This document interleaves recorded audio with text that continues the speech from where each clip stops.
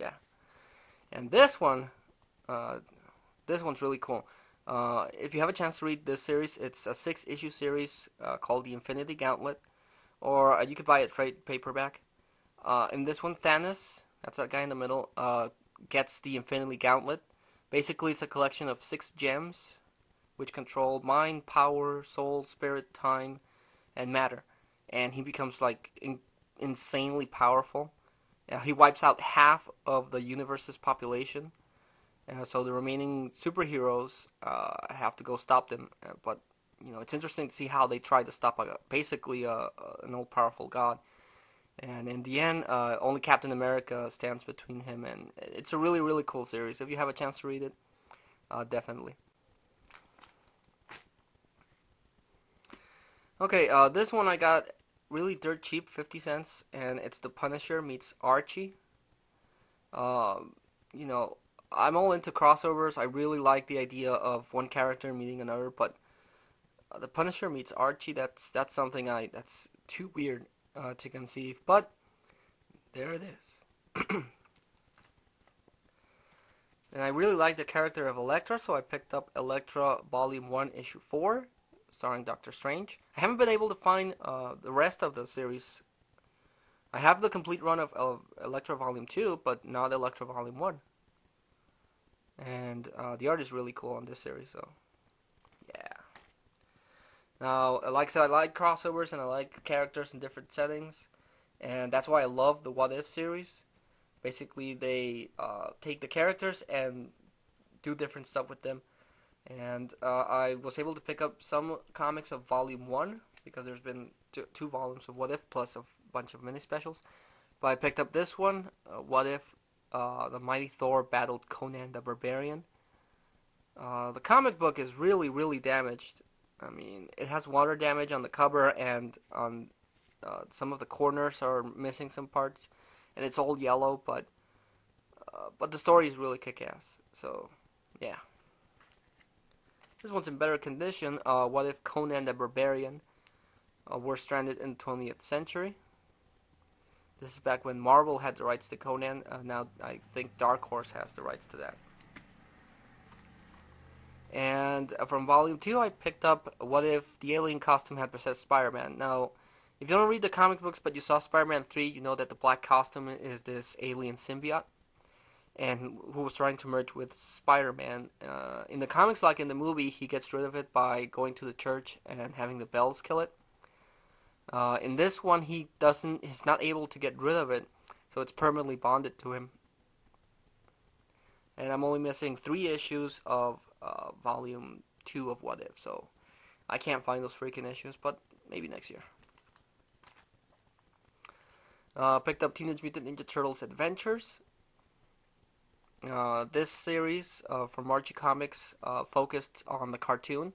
That's why it has this really kiddie vibe. But by the end of the series, the stories were a bit more mature and the artwork was better. But this one had Slash.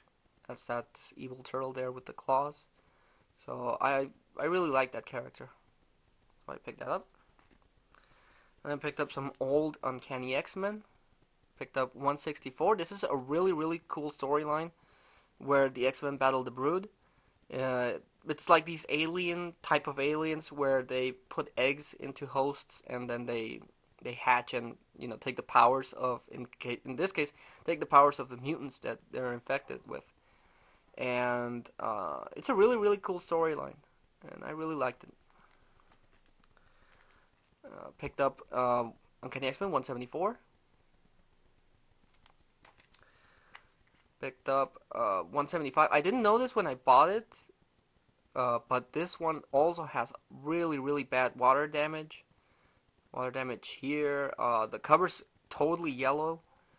Some of the pages were stuck. It's in really bad condition, but I didn't have the comic book, and what the heck. Then Uncanny X-Men 176.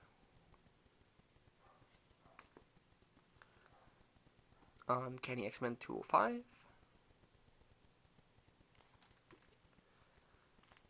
Uncanny X-Men 220.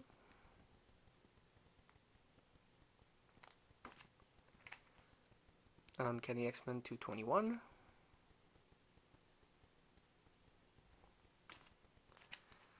Uncanny X-Men 231. Much like Spider-Man, I don't think I'll ever get a complete the complete series, because the comic book also started like in the 60s, but any issues I can get my hands on, I always pick them up. Then Uncanny X-Men Annual number 5, featuring the Fantastic Four, which is cool. Uncanny X-Men Annual number 8. Uncanny X-Men Annual number 14.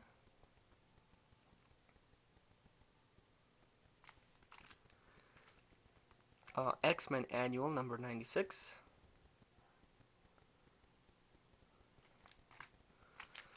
Special Edition X-Men number 1. This is basically just a reprint of Giant Size X-Men number 1, where they introduce Team 2 of the X-Men.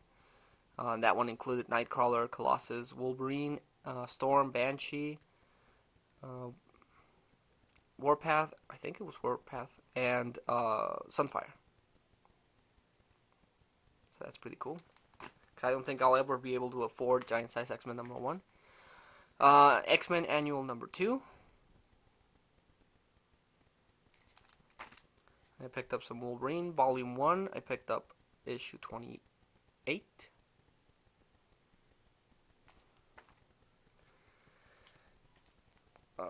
Issue 32.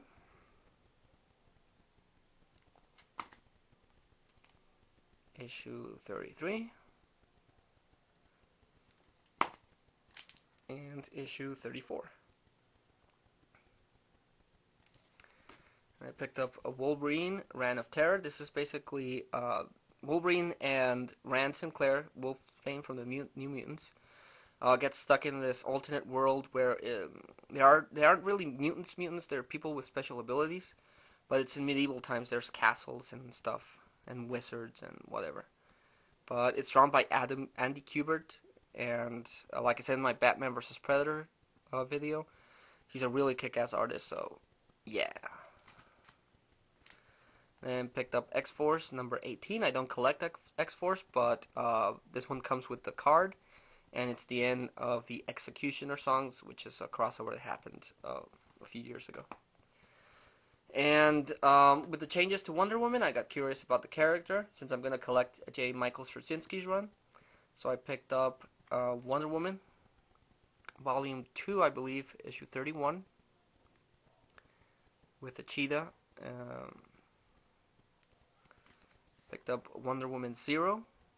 The 0 number is because this is a set of book that came out after a crossover called 0 Hour. So they basically retold the origin of all their characters and set up plots for the storylines that were going to happen. And I picked up these issues because they were written by Greg Rucka.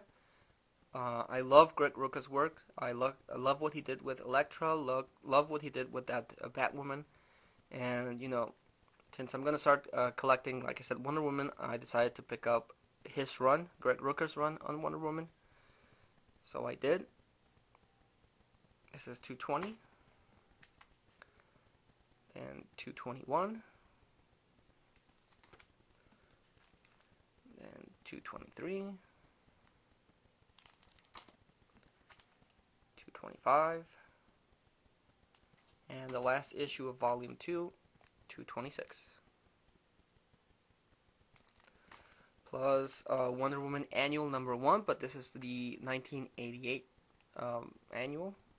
But the cover was really, really cool, so I picked that up. And last book I picked up is The History of the DC Universe, drawn by George Perez, written by Mark Wolfman. And basically, after a big crossover that happened in DC in the 80s called Crisis of the Infinite Earths, DC came out with these set of books. There's 2 books to retell how the new universe fit. So yeah, really happy I got that. So these were my comic book pickups for this year's Comic-Con. Okay guys, so this is Vargas XX78, signing off.